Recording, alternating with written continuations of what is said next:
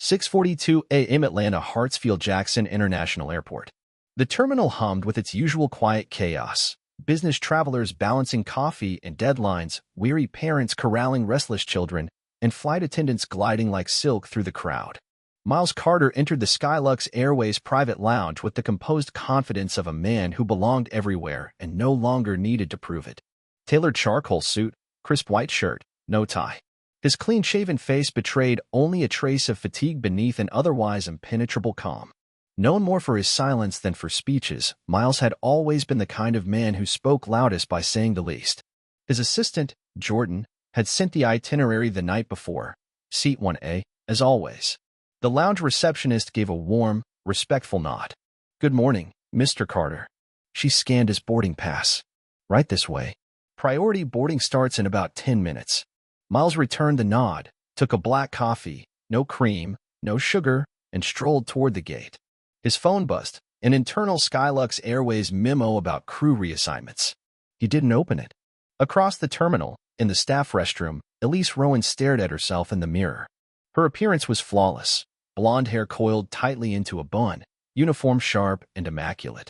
On the outside, she resembled every other flight supervisor. On the inside, her stomach churned. Her hands trembled slightly as she applied her lipstick.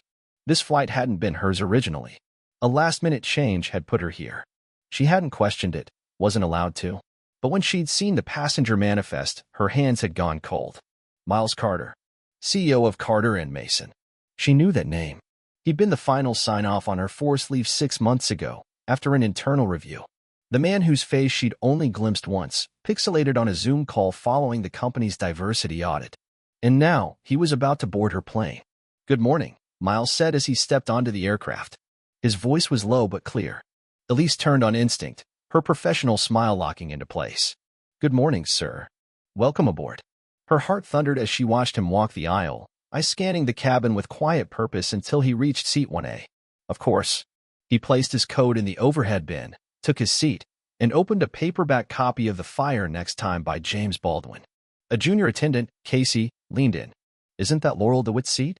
Elise didn't respond. She turned instead to the jet bridge just as Laurel DeWitt stepped on board. 49, polished, designer coat, oversized sunglasses. She walked like she owned the sky. "There's someone in my seat," she said flatly. Elise nodded, managing her breath. "Yes, Ms. DeWitt. One moment, please." She approached Miles. He looked up, locking eyes with her. Calm, knowing. "Mr. Carter," she began with a practiced tone. "It appears there's been a mix-up. Seat 1A is usually reserved for a long-standing client. Would you mind moving to another seat in the forward cabin?" Miles closed his book and looked directly at her. "I have a confirmed reservation for 1A, he said, voice steady. "Would you like to see the email?" "I understand, sir," Elise replied. "But there may have been a booking error. There's an available seat in 3C. I can assist with your items." "I don't need assistance," he said evenly. Something shifted behind his eyes. Recognition. She felt it. Knew it. Her hands clenched behind her back. Miles stood without protest, took his coat, closed his book, and walked past the silent, staring passengers. Not a word. Laurel slipped into 1A like a throne being reclaimed. "Thank you," she said curtly, not to Miles, but to Elise. "Of course, Ms. DeWitt," Elise replied with a forced smile.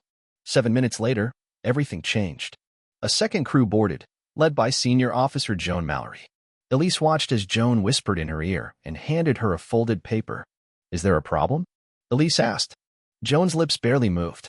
"We've been replaced. Please deplane." Passengers began to murmur.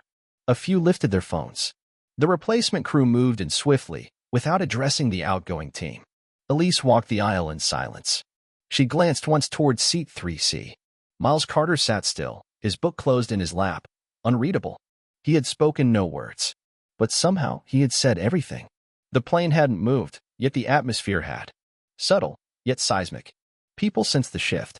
The new crew treated Miles with reverence, not recognition, and that was enough.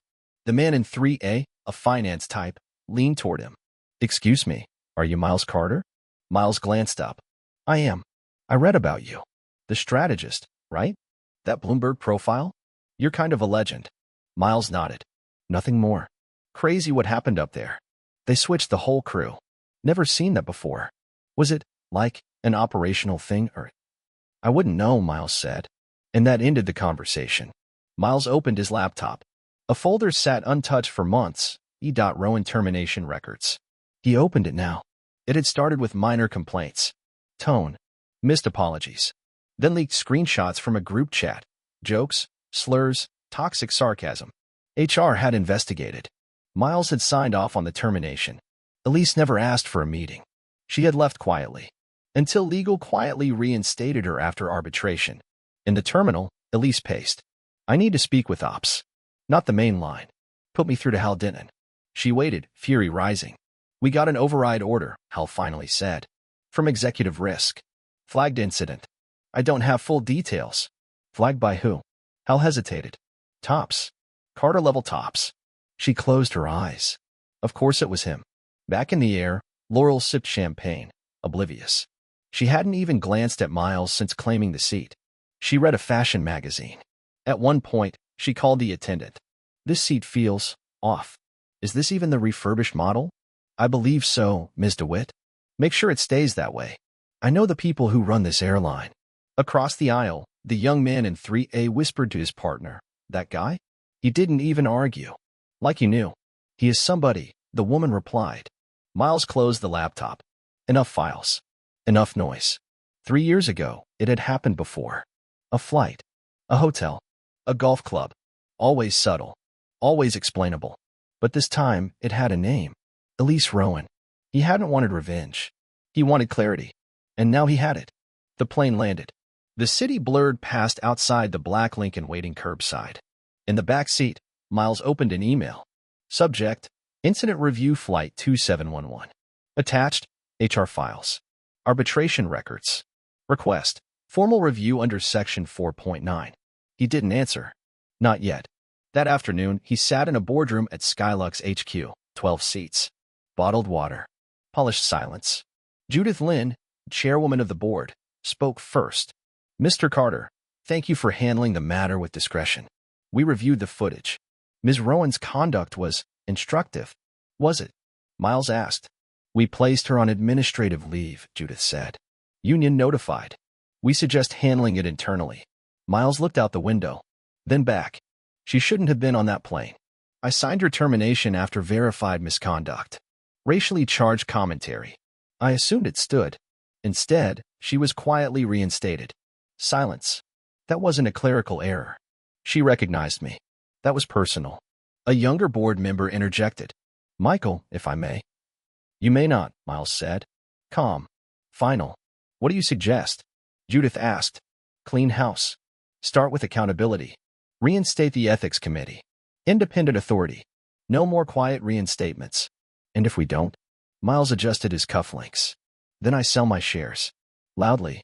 He left without another word. That night, Elise sat alone, wine untouched, phone buzzing with HR follow-ups. She stared at her spotless kitchen. Her curated life. But the crack had been there long before today. 3 days passed. No headlines. But whispers. Blogs. Cryptic tweets. Power flex in real time. Flight 2711.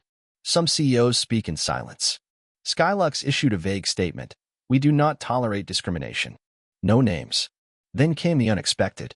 A visitor request. From Elise Rowan. He let her in. She stood, tense. I'm not here to apologize. Wise, Miles said. You wouldn't mean it. I lost everything. You don't know what it's like to be blacklisted. You think I don't know dismissal? She faltered. I didn't move you for revenge, he said. I moved you because others looked to you. That crew needed a leader. You failed them. I made a mistake. You made a pattern. She looked down. I don't need your apology, he said. But I needed you to see me. She looked up. Something shifted. I see you now, she whispered. That's a start.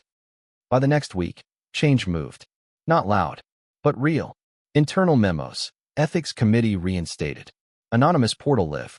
Bias training required. Employees read between the lines. Someone, had shifted the ground. Even Laurel DeWitt noticed.